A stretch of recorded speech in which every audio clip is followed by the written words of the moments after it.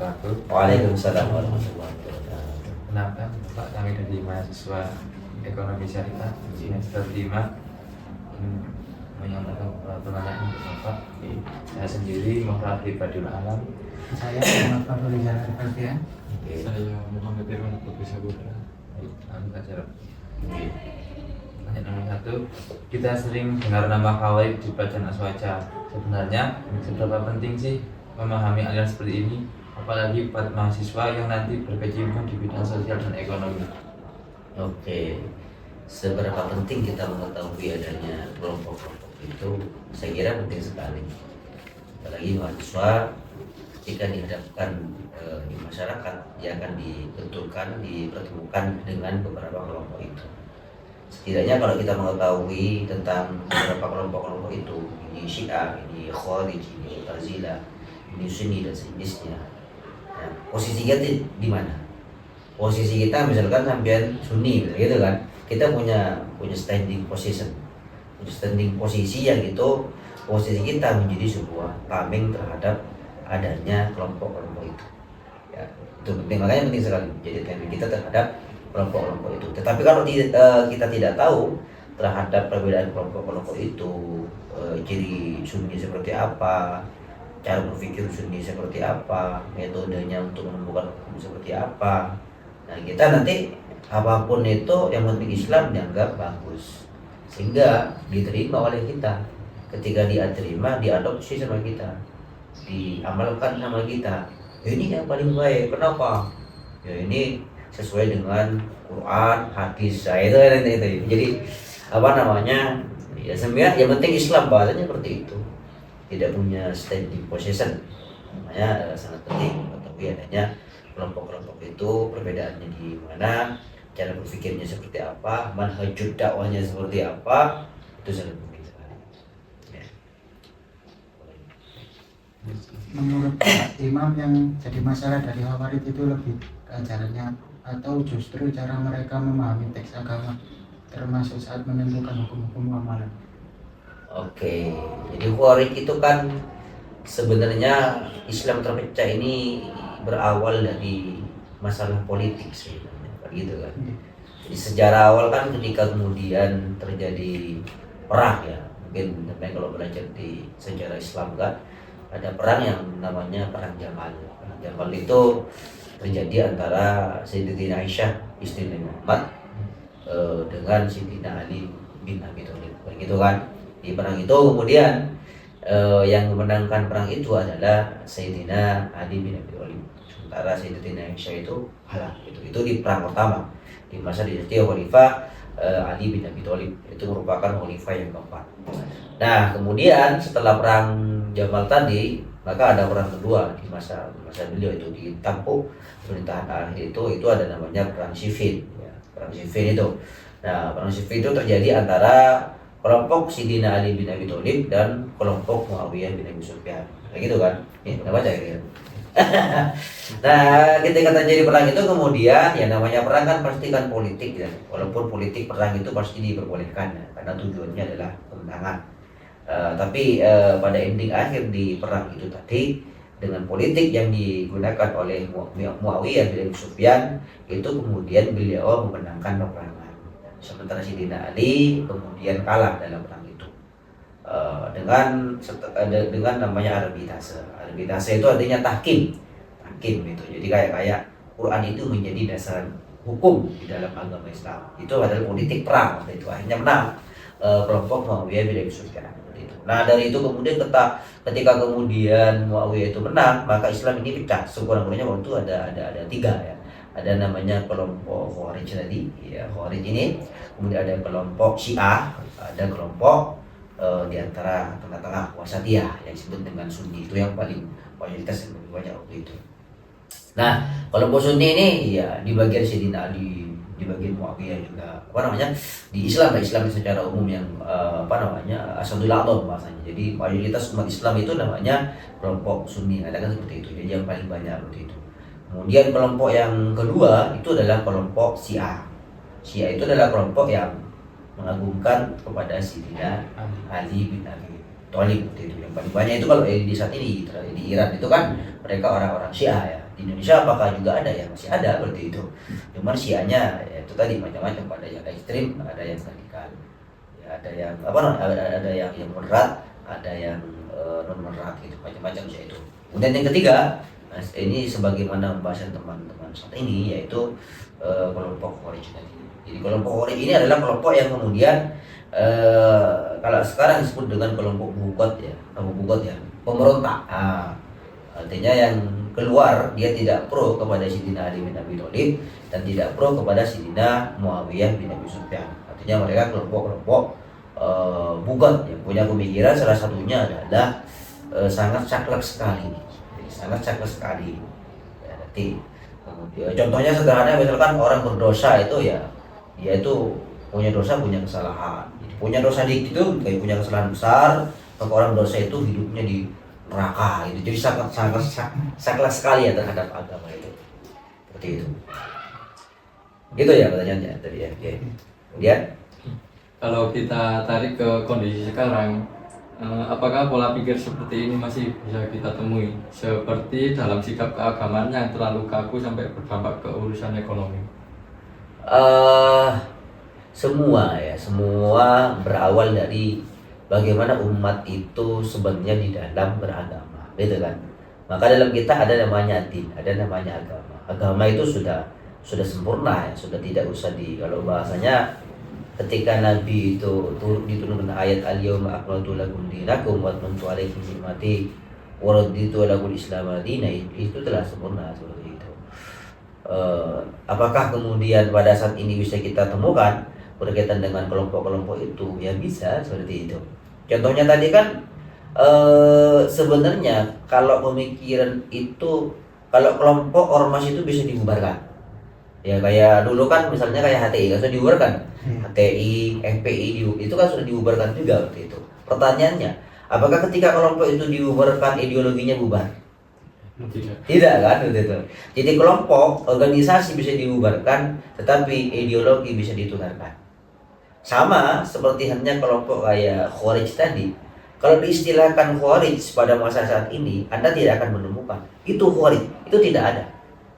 Tetapi secara ideologi yang ekstremis, ideologi yang radikalis, jadi punya pemikiran yang keras, ekstrim gitu. Apa-apa kemudian harus berdasarkan Al-Quran. Wa man lam yahkum bima anzalallahu fa ulaika humul kafirun. Orang yang tidak menghukumi sesuatu dengan hukum Allah Al-Quran, maka orang itu adalah kafir. Orang yang kafir tempatnya di neraka. Itu banyak kelompok-kelompok yang seperti itu.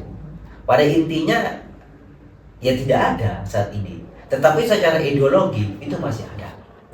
Dan itu rata-rata masuk di kampus-kampus kayak UNER, kayak Hang Tuah. Jadi kampus-kampus umum ya, kampus negeri umum itu, atau kampus swasta yang umum juga. Biasanya mereka akan menyusupi kampus-kampus itu.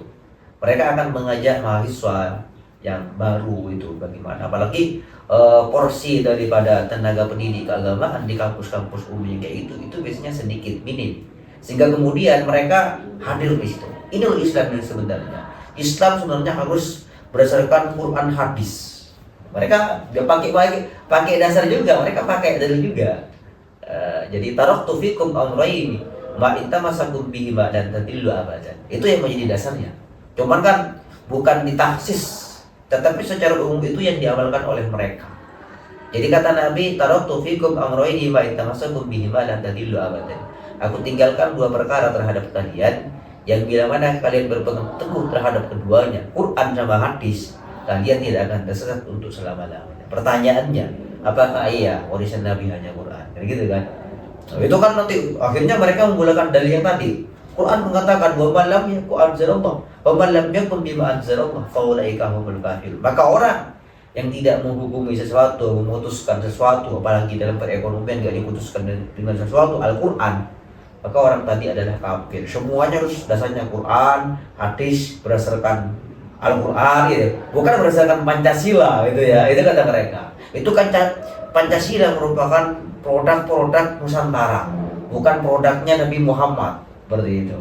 Nah, mereka biasanya itu yang digunakan strategi itu, biasanya itu strategi mereka untuk ngajak orang itu biasanya dibanding-bandingkan. dibanding-bandingkan. Contoh sederhana, bagaimana contoh pembandingan ini misalkan, mana mulia antara Nabi Muhammad dengan Prabowo, mana mulia? Lah saya tanya ini, mana mulia?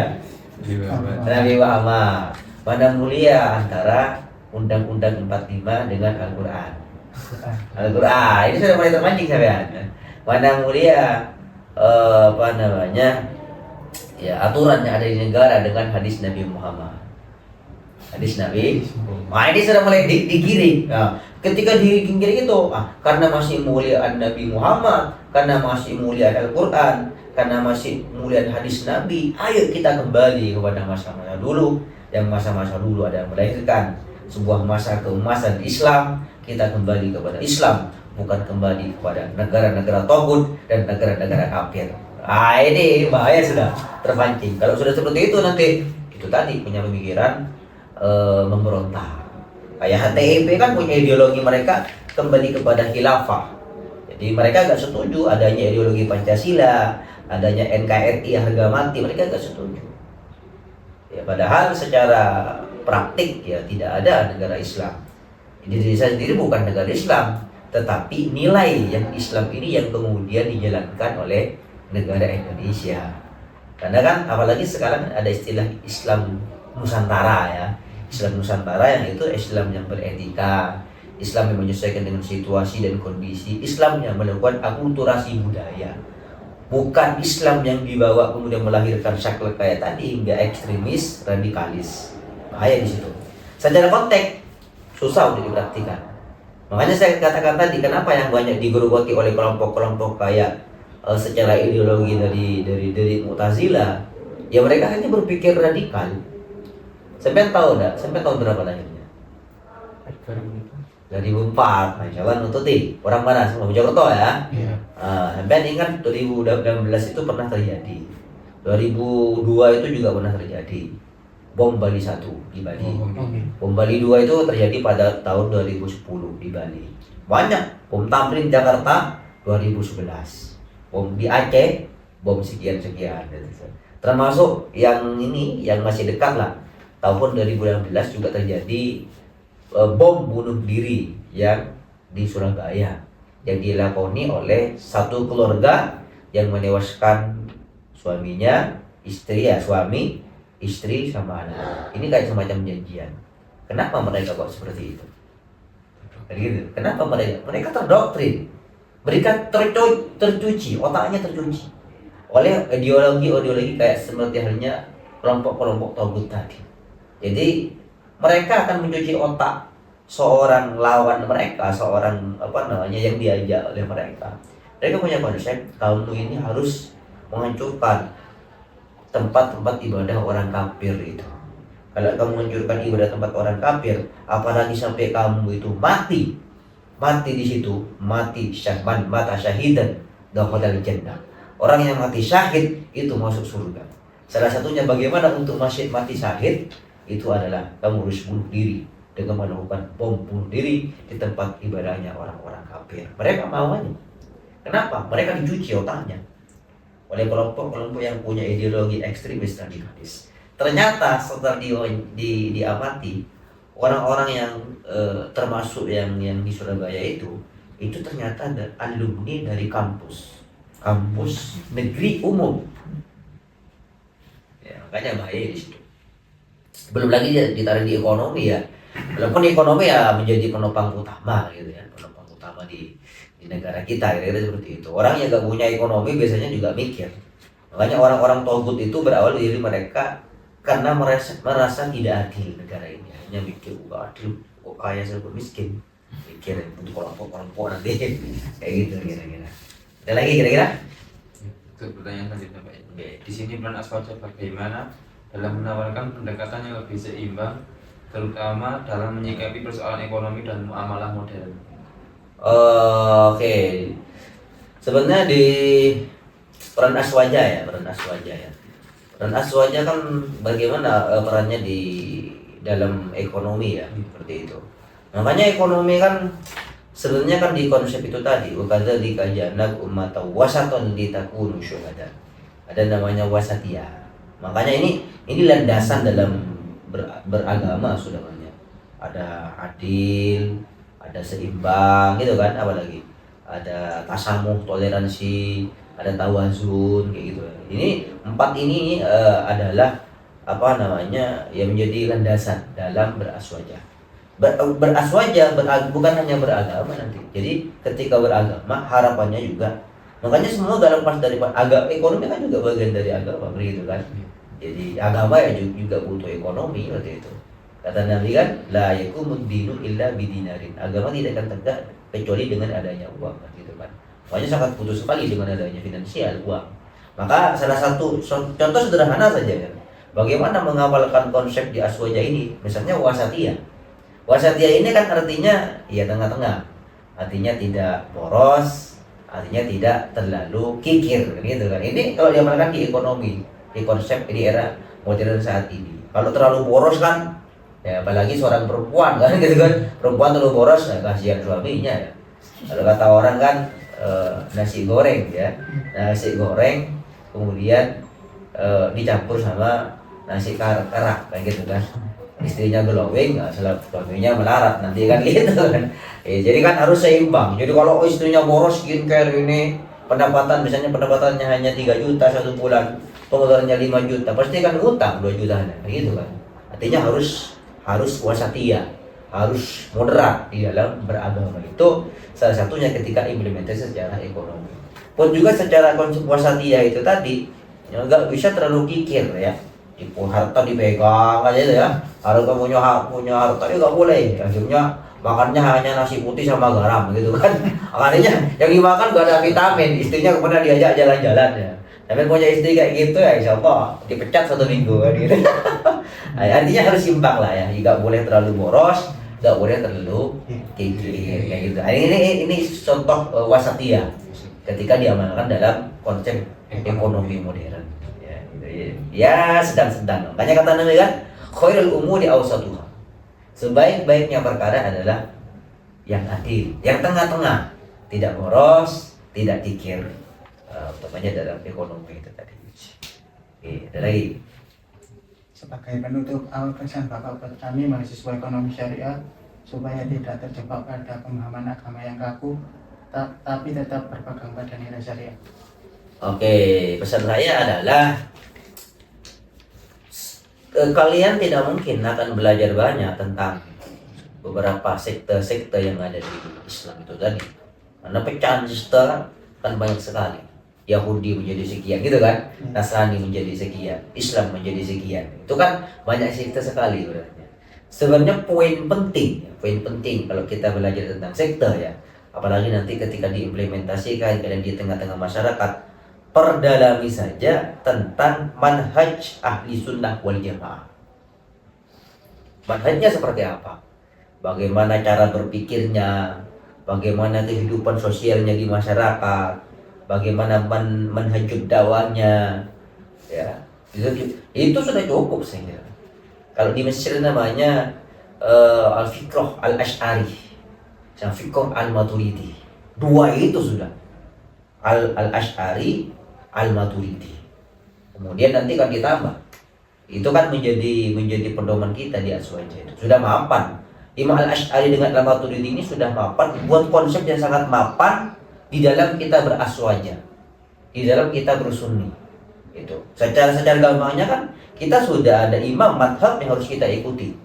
Di fikih kita punya imam Hanafi, punya imam Maliki, punya imam Syafi'i, punya imam Hambali. Artinya keempat imam ini kita bisa ikut imam siapa saja.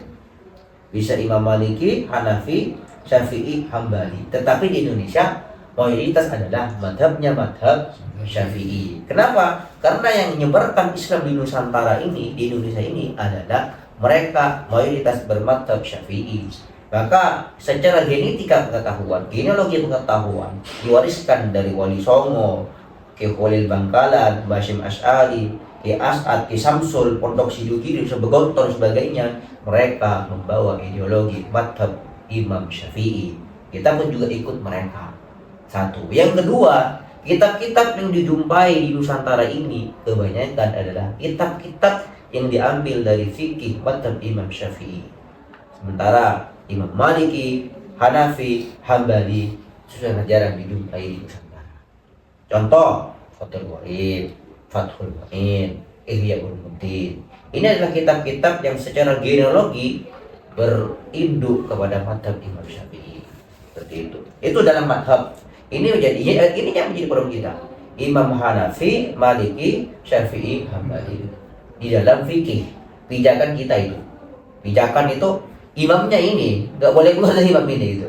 Di bidang akidah, ya, di bidang akidah, siapa tadi? Ada Imam Al-Asy'ari dengan Imam Al-Maturidi. Ya. Imam Al-Asy'ari dan Al-Maturidi di bidang akidahnya seperti itu. Ya, artinya sudah dikotak-kotakan itu. Nah di bidang akhlak tasawufnya itu ada Imam siapa tuh? Imam Ghazali. Imam Ghazali. Satunya lupa saya. Imam Ghazali ini sudah ada semua. Islam kan secara global hanya 3. Secara global ya. Ada akidah, ada syariah atau fikih, ada akhlak tasawuf. Ya, yang ketiga itu Imam Al-Ghazali dengan Imam Junaid Al-Baghdadi. Nah, itu udah pedalami itu sudah. Kalau sampai dalami itu semua, mungkin mereka semua di dalam madhab acuh aja ini, saya kira cukup lah untuk menjadi benteng, tameng di masyarakat ketika dihadapkan dengan sekte yang lain. Oh kok kayak gini, wah ini menyimpang, ini nggak bisa ini, gitu ya. Oh ini kayak gini, oh ini menyimpang ini. Ukurannya di situ. Sama dengan halnya sampean belajar tentang ekonomi syariah gitu kan. Sampai kalau belajar ekonomi syariah kan pasti akan mengetahui bagaimana ilmu yang sesuai dengan konsep ekonomi syariah yang mapan atau tidak. Oh, ini menyimpang, nggak bisa ini bukan ilmu ekonomi ini ilmu pendidikan gitu kan. Kenapa? Luar pembahasan ekonomi syariah. Ada dari EGT, ini kok tentang tafsir, tentang hadis. Oh nggak bisa ini bukan ilmu tentang ini. Ini pun kalaupun ditarik seharusnya tentang Quran hadis yang berkaitan dengan ekonomi. Bukan hadis tentang bagaimana mencari hadis, ya bukan. Tetapi hadis ekonomi, Al-Quran ekonomi, ya gitu kira-kira. Itu kalau sampai mendalami tentang jurusan pendidikan. Nah kita akan menjadi tameng, benteng di masyarakat ketika diri kita sendiri mencukupkan mendalami tentang bagaimana metodologi manhaj daripada Asy'ari sendiri dengan Al-Maturidi, khususnya di 3 hal tadi, di bidang akidah, di bidang syariah, dan di bidang akhlak tasawuf. Gitu kira-kira. Apa lagi? Sudah? Ya. Baik Pak, terima kasih sekian dari kami. Kalau waktunya saya minta maaf. Terima kasih untuk waktunya. Assalamualaikum warahmatullahi wabarakatuh. Waalaikumsalam warahmatullahi wabarakatuh.